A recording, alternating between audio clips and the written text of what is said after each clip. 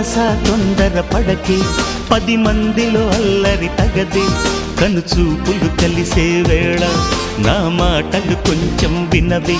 చిరునవ్వుల దేవిని చూసే సుముహూర్తమొస్తున్న వేళ, నీకెందుకే ఈ తొందర?